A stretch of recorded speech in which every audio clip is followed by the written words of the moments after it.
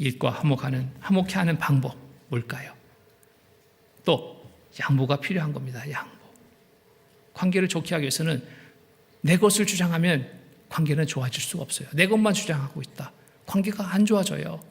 양보할 때 관계는 좋아집니다. 양보를 위해서는 내가 희생이 필요한 겁니다. 하나님을 믿고 먼저 희생하면 하나님은 배로 채워주심을 경험하죠.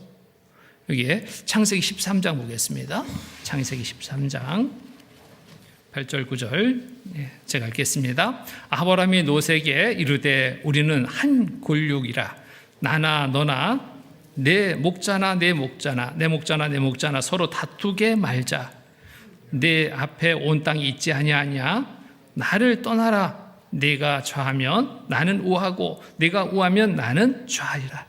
자, 선택의 기회가 아브라함에게 먼저 있을 수도 있습니다. 어른이니까, 지방 어른이니까. 근데 아브라함은 그렇지 않았습니다. 먼저 조카 롯에게 선택의 권한을 먼저 줍니다. 네가 이것을 택하면 나는 저쪽으로, 나는 저거 택하면, 네가 저거 택하면 나는 이쪽으로. 너한테 우선권을 주겠다. 네가 좋은 것을 택해서 먼저 차지해라.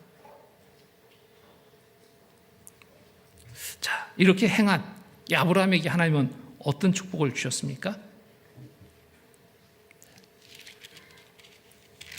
큰 축복으로 하나님은 채워주십니다. 14절 보면은 롯이 아브라함을 떠난 후에 여호와께서 아브라함에게 이르시되 너는 눈을 들어 너 있는 곳에서 동서남북을 바라보라. 보이는 땅을 내가 너와 내 자손에게 주리니 영원히 이르리라. 내가 내 자손으로 땅에 티끌 같게 하리니 사람이 땅에 티끌을 능히 셀 수 없을진데 내 자손도 세리라. 너는 일어나 그 땅을 종과 행으로 행하여 보라. 내가 그것을 내게 주리라. 이에 아브라함이 장막을 옮겨 헤브론에 있는 마므레 상수리 숲풀에 이르러 거하며 거기서 여호와를 위하여 단을 쌓았더라. 자, 먼저 택한 이 롯은 눈에 보이는 것을 쫓아 행했습니다. 소돔 고모라 들어가 버렸습니다. 부끄러운 삶이 된 거예요. 불 가운데 간신히 건진받았습니다. 부끄럽죠? 후에도 그 가정에 정말 부끄러운 일이 일어납니다. 그런데 아브라함은 먼저 롯에게 선택을 하게 했습니다. 양보한 거예요. 양보. 자기 권리를 양보한 겁니다. 양보하니까 하나님은 어때요? 큰 복을 주셨잖아요. 자, 네가 일어나서 그 땅 종과 행으로 행하여 보라. 내가 그것을 내게 주리라. 네가 걷는 그 땅 모든 것을 너한테 주겠다. 큰 축복입니다. 양보는 당장 손해보는 것처럼 보일 수도 있습니다. 하나님을 믿고 의지에 양보하는 이 양보는 큰 축복으로 돌아옵니다. 하나님은 손해보지 않게 하거든요. 믿음에 따라서 순종하는 삶을 하나님은 손해보지 않게 합니다. 또 화목의 관계, 좋게 하는 관계는 선물도 필요합니다.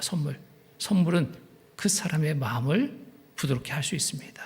선물은 분을 그치게도 합니다. 선물은 친구가 되게도 합니다. 선물은 하나님께 인도하는 도구가 될 수 있는 게 선물입니다. 이웃에게 선물 자주 해보세요. 관계는 진짜 좋아집니다. 가족에게도 선물 자주 해보세요. 관계는 좋아집니다. 연인들 서로 연애하는 시절에 선물 주고받고 하잖아요.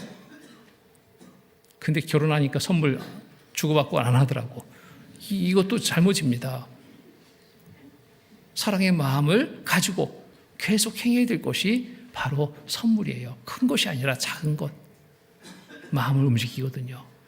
서로 불편한 마음이 있다가도 그 선물 받으면 마음이 움직여져요. 좋은 마음이 됩니다. 가족 간에도, 부부 간에도, 또 이웃 간에도. 어떤 금액이 큰 선물, 이것은 부담스러울 수 있죠. 근데 마음을 담은 작은 선물이라도 전하면 그 마음은 움직이게 되어 있습니다. 이번 주에 그 요양원에서 집회를 하게 되잖아요. 그 집회 준비하는 것을 보면서 정말 저는 감사가 됐고 감동이 됐습니다. 글씨를 썼어요. 그리고 거기에 꽃 한 송이, 작은 선물이잖아요. 그 마음이 전달됩니다. 많은 분들이 지금 말씀 듣겠다고 정해졌습니다. 장소는 좁아서 걱정인데 어쨌든 그 많은 분들이 그 작은 선물에 감동이 된 겁니다. 마음이 움직여진 겁니다. 정말 정성스럽게 쓴 이 글씨가, 글씨 몇 자가 그 마음을 움직입니다. 수고잖아요. 상대에게 준다라는 것은 내가 그만큼 희생이 따르는 겁니다. 그 희생을 통해서 얻어질 것 생각해 보셔요. 이보다 더 값진 투자 없는 겁니다. 이웃 간의 관계도 화목하는 방법에서 이 선물은 또 중요합니다. 그리고 관계 속에서 또 좋게 여기지는 마음이 돼야 돼요. 항상 봐도 좋은 모습, 상대가 좋아합니다. 항상 봐도 온유한 모습, 상대가 좋아합니다. 악한 말이 그 안에, 그 입에서 나오지 않고, 거친 행동이 나오지 않고, 항상 변함없이 아주 부드럽고 온유한 그런 모습을 본다면 친구하고 싶죠? 가까이 지내고 싶은 겁니다. 근데 피하는 사람들이 있죠. 험상궂은 인상에 소리 지르고 한마디 했더니 막 싸우자고 덤비고, 이거 정말 무섭죠. 우리 구원받은 그리스도인이 그 정도는 아닐지라도 상대에 대해서 부드럽게 대하는 이러한 모습은 참 좋은 것으로 작용될 수 있습니다. 항상 온유한 모습이 정말 필요합니다. 시편 37편 보겠습니다. 시편 37편 11절 말씀 같이 읽겠습니다. 오직 온유한 자는 땅을 차지하며 풍부한 화평으로 즐기리로다. 오직 온유한 자는 땅을 차지하며 풍부한 화평으로 즐기리로다. 풍부한 화평이 있습니다. 좋은 관계를 갖게 하는 겁니다. 또 감정의 절제 필요합니다. 인내도 필요합니다. 감정이 절제하지 못하면 그간의 관계는 좋았는데 내 감정을 절제 못했습니다. 내 말을 절제하지 못했습니다. 단번에 좋은 관계 다 깨져버립니다. 그냥 확 쏟아버리는 거예요. 이런 어리석은 삶이 되지 않도록 우리 생활 속에서 늘 감정을 절제하고 말을 절제해야 됩니다. 절제하는 것만큼 좋은 게 없어요. 좋은 말도 절제해야 됩니다. 좋은 말도 계속 절제 못하고 가다 보면요, 상대가 좋게 안 여겨요. 나를 조롱하나? 이렇게 들릴 수도 있습니다.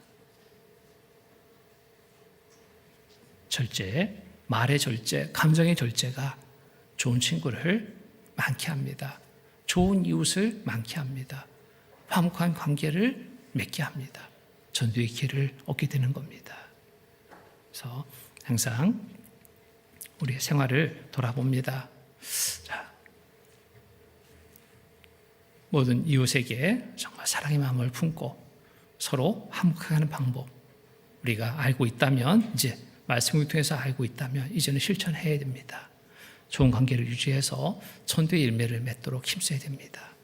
야고보서 3장 18절 16절부터 18절까지 제가 읽겠습니다. 시기와 다툼이 있는 곳에는 요란과 모든 악한 일이 있음이니라. 오직 위에서부터 난 지혜는 첫째 성결하고 다음에 화평하고 관용하고 양순하며 긍휼과 선한 열매가 가득하고 편벽과 거짓이 없나니. 18절 같이 읽겠습니다. 화평케 하는 자들은 화평으로 심어 의의 열매를 거두느니라. 화평으로 의의 열매를 거둘 수 있습니다. 화평의 관계를 잘 유지할 수 있어야 됩니다. 그래서 오늘 로마서 13장 말씀을 통해서 구원받은 성도로서 이 세상 어떠한 자세로 살아야 되는지를 말씀을 통해 참고해 봤습니다. 국가와 또 직장, 이웃 간의 관계 속에서 가져야 될 올바른 성경적인 자세를 우리가 한 시간 같이 살펴봤습니다. 마음에 두고 제 생활 속에 실천해서 하나님이 주시는 큰 은혜, 큰 축복의 삶이 있기를 바랍니다.